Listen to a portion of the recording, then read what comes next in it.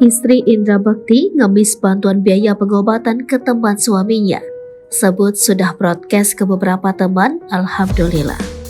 Aldila Jelita mengumumkan bahwa beberapa teman Indra Bekti sudah menyalurkan bantuan untuk biaya pengobatan sang suami. Sebagaimana diketahui, bahwa beberapa hari lalu Aldila Jelita menggelar konferensi pers untuk menginformasikan bahwa pihaknya hendak membuka penggalangan dana yang akan digunakan untuk biaya rumah sakit Indra Bekti. Apa yang dilakukan Aldila Jelita tampaknya mendapatkan respon negatif dari netizen. Ia dianggap berlebihan dalam meminta belas kasihan.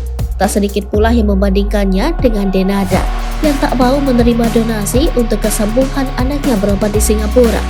Meski begitu, Aldila tampak cuek dan hanya ingin fokus pada kesehatan suaminya.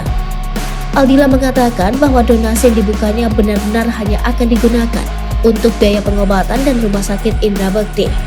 Wanita asal negeri jiran tersebut mengatakan bahwa hingga kemarin Minggu 1 Januari 2023 sudah ada beberapa teman suaminya yang memberikan sumbangan. Ia pun mengaku sangat bersyukur dan berterima kasih atas semua perhatian serta dukungan yang diberikan teman-teman Indra. Aku mau membuka penggalangan dana untuk Mas Bekti. Tampaknya 20 hari ke depan Mas Bekti akan di sini. Biayanya sudah sangat besar di hari keempat ini.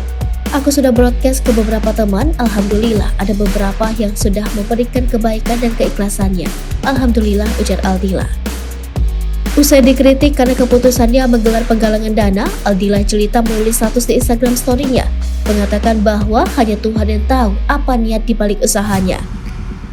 Jangan pedulikan orang lain, yakin dengan usahamu, karena Allah yang lebih tahu apa maksudmu, tulis Dila.